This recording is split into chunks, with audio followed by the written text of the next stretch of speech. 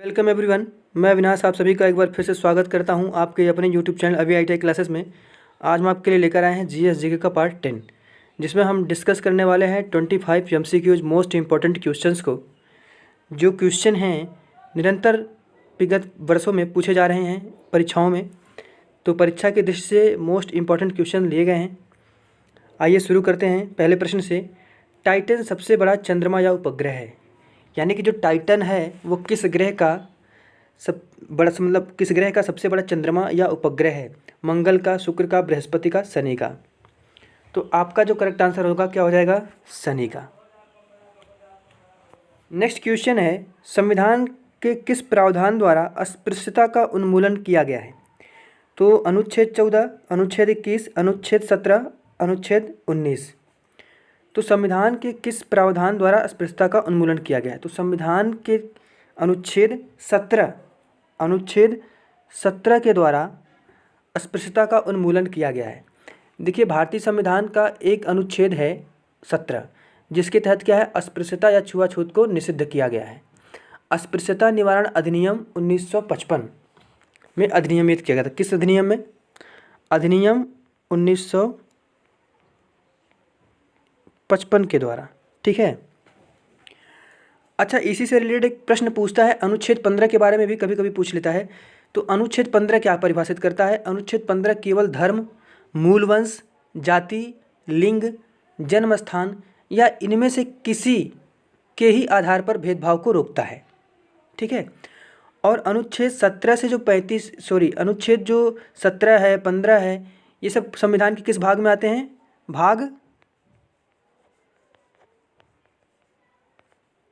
सभी आते हैं भाग 3 में, है ना। भाग 3 में क्या है? 12 से 35 यानी कि मूल अधिकारों का वर्णन है। अनुच्छेद 12 से 35 भाग 3 में क्या है? मूल अधिकारों का वर्णन है। तो संविधान के किस प्रावधान द्वारा अस्पृश्यता का उन्मूलन किया गया? तो अनुच्छेद 17। तो करेक्ट आंसर क्या हो जाएगा? अनुच्छेद 17। नेक्स्ट क्वेश्चन, सर्वाधिक कठोर तत्व निम्न में से कौन सा है? हीरा, सीसा, टंगस्टन, लोहा।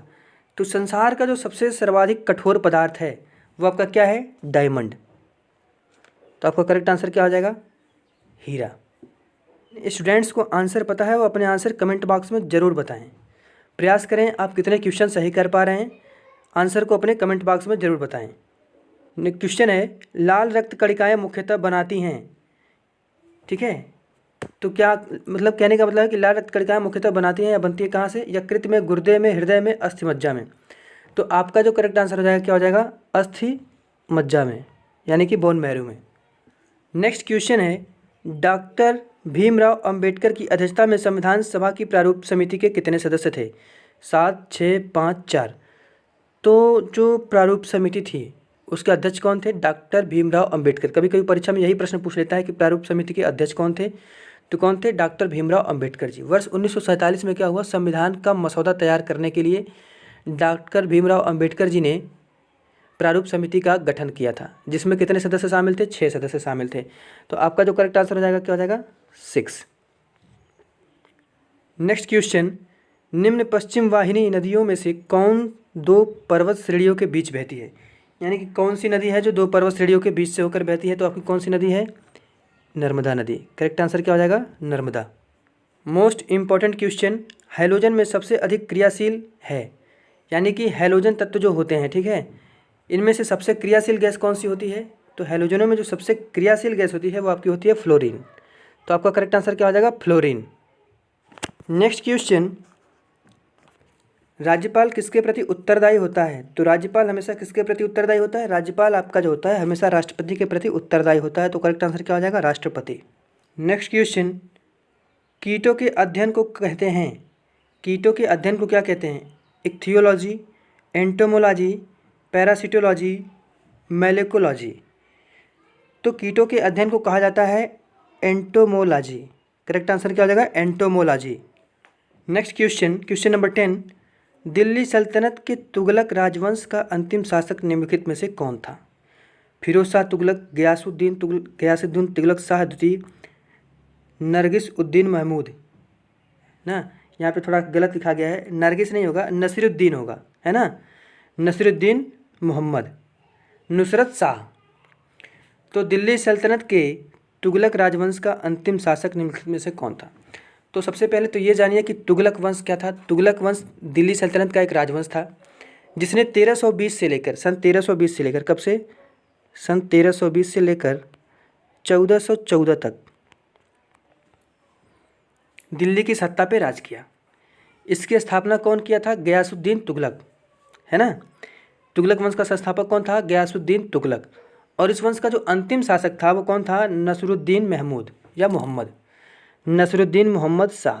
यहाँ पे थोड़ा सा मिस्टेक है, आप लोग सही कर लीजिएगा। नरगिस है, नसरुद्दीन मोहम्मद शाह कर लीजिएगा, ठीक है। तो करेक्ट आंसर क्या आ जाएगा? नसरुद्दीन मोहम्मद शाह। नेक्स्ट क्वेश्चन है, रुधिर में श्वेत रक्त कणिकाओं का आधिक्य मात्रा में उपस्थिति को रोग विज्ञान की भाषा में कहते हैं? इनॉक्सिया, ल्यूकेमिया, एनीमिया, सेप्टिमेसिया। तो क्या कहा जाता है? ल्यूकेमिया। करेक्ट आंसर क्या हो जाएगा? ल्यूकेमिया।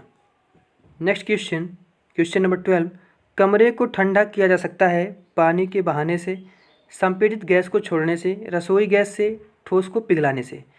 तो कमरे को ठंडा किया जाता है संपीड़ित गैस को छोड़ने से। जब भी कोई गैस संपीड़ित होती है यानी कि कंप्रेस्ड की जाती है, दबाई जाती है, तो उसके तापमान में क्या होती है? वृद्धि होती है। जैसे ही उसको एक्सपेंड किया जाता है या छोड़ा जाता है, ठीक है, तो उसमें क्या होता है? फैलाव होता है। जैसे मान लीजिए कोई सिलेंडर है, ठीक है, मान लीजिए कोई सिलेंडर है, ये पिस्टन लगा हुआ है ऊपर, इसके अंदर कोई गैस भरी हुई है, ठीक है। इसको जितना ज़्यादा हम दबाएंगे तो क्या होगा? गैस के अणु पास पास आएंगे, आपस में टकराएंगे, तो उससे क्या होगा? तापमान बढ़ेगा। यानी कि गैस को जितना ज़्यादा संपीड़ित करेंगे तो उसका टेम्परेचर बढ़ेगा। और जैसे ही इसको बढ़ा देंगे, मान लीजिए इसको ऊपर करेंगे, तो एरिया ज़्यादा मिल जाएगा। तो एरिया ज़्यादा मिलने से क्या होगा? गैस फैलेगी। तो फैलने से क्या होगा? तापमान में गिरावट आएगी। तो कमरे को ठंडा किया जा सकता है संपीड़ित गैस को छोड़ने से। करेक्ट आंसर क्या हो जाएगा? संपीड़ित गैस को छोड़ने से। नेक्स्ट क्वेश्चन है, उत्तराखंड विधानसभा में एक सदस्य नामित किया जाता है ईसाई समुदाय, मुस्लिम समुदाय, एंग्लो इंडियन समुदाय, पारसी समुदाय से। तो उत्तराखंड विधानसभा में एक सदस्य नामित किया जाता है किससे? एंग्लो इंडियन समुदाय से। नेक्स्ट क्वेश्चन, तारों के कारण घटित आकाशीय परिघटना कौन सी है या कौन है? ओजोन छिद्र, कृष्ण विवर, इंद्रधनुष, धूमकेतु। तो इसका जो करेक्ट आंसर होगा क्या हो जाएगा? कृष्ण विवर। कृष्ण विवर का मतलब क्या होता है? Black holes. ब्लैक होल्स क्या होते हैं? अंतरिक्ष में एक प्रकार का होल होता है, ठीक है। जहाँ पे क्या होल नहीं होता है, अंतरिक्ष में एक प्रकार का क्या ऐसी खगोलीय वस्तु है या ऐसा जगह होता है जहाँ पे गुरुत्वाकर्षण बल का मान बहुत ही ज़्यादा होता है, जिसमें क्या करता है? प्रकाश भी खिंच जाता है और मुड़ जाता है, ठीक है। यानी कि जिसके खिंचाव से प्रकाश सहित कुछ भी नहीं बचता, यानी कि किसी भी चीज़ को खींचने में सक्षम होता है। यहाँ पे गुरुत्वाकर्षण बल का मान इतना ज़्यादा होता है। तो तारों के कारण घटित आकाशीय परिघटना कौन सी है? तो आपको याद रखना है कृष्ण विवर। करेक्ट आंसर क्या हो जाएगा? कृष्ण विवर। क्वेश्चन नंबर 15, भारत का सबसे बड़ा व्यापारिक बैंक कौन सा है? तो भारत का जो सबसे बड़ा व्यापारिक बैंक है, NABARD, state bank of India, ICICI bank, union bank of India. तो भारत का जो सबसे बड़ा व्यापारिक बैंक है आपका वो है स्टेट बैंक ऑफ इंडिया। तो करेक्ट आंसर क्या हो जाएगा? State bank of India. Next question, विभिन्न संस्कृतियों के वैज्ञानिक विवरण के तुलनात्मक अध्ययन को कहते हैं?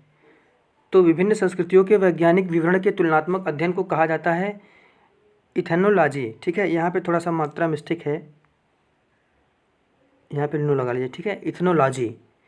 तो करेक्ट आंसर क्या हो जाएगा? इथनोलॉजी।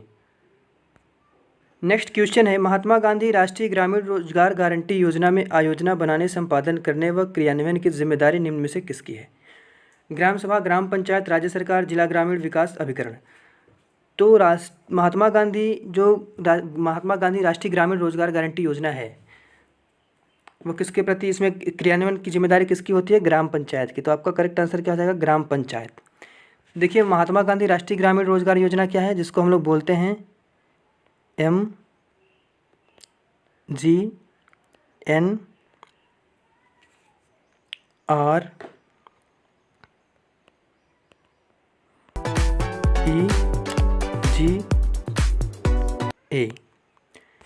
जिसको हम लोग क्या बोलते हैं? नरेगा। नरेगा बोलते हैं ना, सभी गाँवों में चलता है। तो इसका फुल फॉर्म क्या होता है? परीक्षाओं में कभी कभी फुल फॉर्म भी पूछता है। तो Mahatma Gandhi national rural employment guarantee act, ये इसका फुल फॉर्म होता है। अच्छा, महात्मा गांधी राष्ट्रीय ग्रामीण जो रोजगार गारंटी योजना है वो भारतीय संसद द्वारा कब पारित हुआ था? 2 फरवरी 2006 को। 2 फरवरी 2006 2006 को, 2 फरवरी 2006 को राष्ट्रीय ग्रामीण रोजगार गारंटी अधिनियम 2005, अधिनियम कौन सा था? अधिनियम आपका 2005 था, अधिनियम 2005, ठीक है। अधिनियम 2005 के तहत क्या किया गया था? ग्रामीण क्षेत्रों में रोजगार शुरू करने के लिए प्रारंभ किया गया था। तो महात्मा गांधी राष्ट्रीय ग्रामीण रोजगार गारंटी योजना आयोजना बनाने, संपादन करने व क्रियान्वयन की जिम्मेदारी इनमें से किसकी है? तो ग्राम पंचायत की। करेक्ट आंसर क्या हो जाएगा? ग्राम पंचायत। नेक्स्ट क्वेश्चन है, डेजर्ट कूलर द्वारा शीतलन किस पर आधारित है? उष्ण वायु प्रतिस्थापन, वायु निर्जलीकरण, वाष्पन शीतलन, वायु पुनर्जलीकरण। तो आपका करेक्ट आंसर क्या हो जाएगा? वाष्प शीतलन। नेक्स्ट क्वेश्चन है, निम्नलिखित में से किस स्थान के खंडहर विजयनगर की प्राचीन राजधानी का प्रतिनिधित्व करते हैं? अहमदनगर, बीजापुर, गोलकुंडा, हम्पी। तो विजयनगर की जो प्राचीन राजधानी है का प्रतिनिधित्व कौन करता है? हम्पी। तो आपका करेक्ट आंसर क्या हो जाएगा? हम्पी। चलिए हम्पी के बारे में थोड़ा सा जानते हैं। मध्यकालीन हिंदू राज्य, ठीक है, मध्यकालीन हिंदू राज्य विजयनगर साम्राज्य की जो राजधानी थी वो क्या थी? हम्पी। तुंगभद्रा नदी के तट पर स्थित कौन सी नदी? तुंगभद्रा नदी के तट पर स्थित महानगर हम्पी नाम से जाना जाता है। ये किस राज्य में है? प्रश्न ये भी पूछता है कि हम्पी किस राज्य में है? तो हम्पी आपका कर्नाटक राज्य में स्थित है। इसको क्या किया गया है? इसको यूनेस्को द्वारा विश्व विरासत, ठीक है, विश्व विरासत स्थलों में शामिल किया गया है। अच्छा, एक जो मोस्ट इंपॉर्टेंट क्वेश्चन इस टॉपिक से बनता है कि इसके संस्थापक कौन थे? तो इसके संस्थापक कौन थे? हरिहर एवं बुक्का। संस्थापक कौन थे? नाम याद रखिएगा, हरिहर एवं बुक्का। बढ़ते हैं अगले प्रश्न पे। प्रश्न है, महायान बौद्ध धर्म में बोधिसत्व अवलोकितेश्वर को और किस अन्य नाम से जाना जाता है? तो महायान बौद्ध धर्म में बोधिसत्व अवलोकितेश्वर को पद्मपाणि, ठीक है, पद्मपाणि के नाम से भी जाना जाता है। तो करेक्ट आंसर क्या हो जाएगा? पद्मपाणि। नेक्स्ट क्वेश्चन, निम्नलिखित में से कौन सा कर यानी कि कौन सा टैक्स केंद्र सरकार नहीं लगाती है? उपहार कर, मनोरंजन कर, व्यक्तिगत कर, निगम कर। तो जो केंद्र सरकार है वो आपका मनोरंजन कर नहीं लगाती है। तो करेक्ट आंसर क्या हो जाएगा? मनोरंजन कर।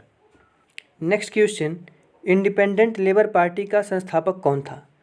इंडिपेंडेंट लेबर पार्टी, ठीक है, इंडिपेंडेंट लेबर पार्टी जो थी इसके संस्थापक कौन थे? इसके संस्थापक डॉक्टर भीमराव अंबेडकर, है ना, BR अंबेडकर जी थे।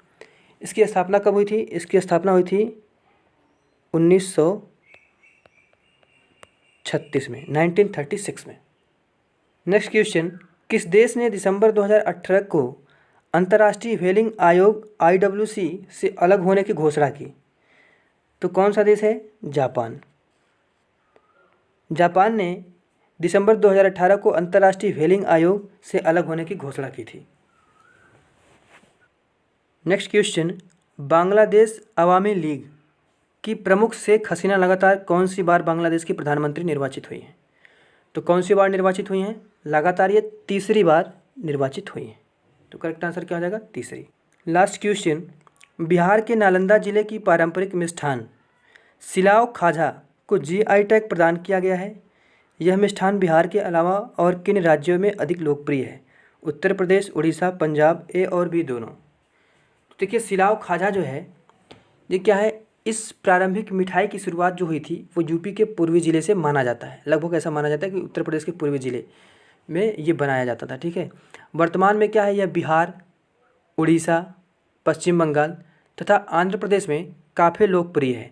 तो प्रश्न में कह रहा है कि यह मिष्ठान बिहार के अलावा और किन राज्यों में लोकप्रिय है? तो उत्तर प्रदेश तो आपका माना ही जाता है, उत्तर प्रदेश हो जाएगा। सेकेंड आपका उड़ीसा हो जाएगा। तो यानी कि A और B दोनों। तो इस प्रश्न का जो करेक्ट आंसर होगा वो क्या होगा? A और B दोनों। अच्छा, इस प्रश्न से एक चीज़ और समझेंगे GI टैग के बारे में। क्या है GI टैग?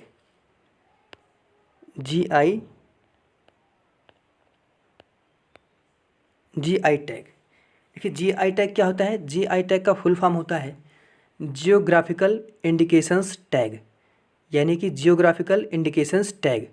भारतीय संसद 1999 में रजिस्ट्रेशन एवं प्रोटेक्शन एक्ट के तहत GI यानी कि जियोग्राफिकल इंडेक्स ऑफ गुड्स लागू किया था। इस आधार पर क्या था? इस आधार पर भारत के किसी भी क्षेत्र में पाए जाने वाली विशिष्ट वस्तु, किसी भी क्षेत्र में पाए जाने वाली विशिष्ट वस्तु का कानूनी अधिकार उस राज्य को दे दिया जाता था, है ना। जैसे कि कोई स्पेशल चीज़ किसी राज्य में या किसी पर्टिकुलर प्लेस पे कोई चीज़ अगर बहुत फेमस होती है या वहाँ पे जियोग्राफिकल की दृष्टि से अगर वहीं पे वो चीज़ पैदावार होती है तो और वो बहुत फेमस होती है तो उसको जीआई टैग प्रदान किया जाता है। जीआई टैग प्रदान करने से क्या होता है, उसका विज्ञापन बढ़ जाता है। उस प्रोडक्ट के लिए वो शहर या वो प्रदेश जहाँ पे वो चीज़ मिलता है, वो प्रोडक्ट होता है, उसके लिए स्पेशली जाना जाता है, जिसके लिए लोग स्पेशली दूर दूर से खरीदने आते हैं। आज के लिए बस इतना ही, फिर हाजिर होंगे नए वीडियो के साथ। जय हिंद।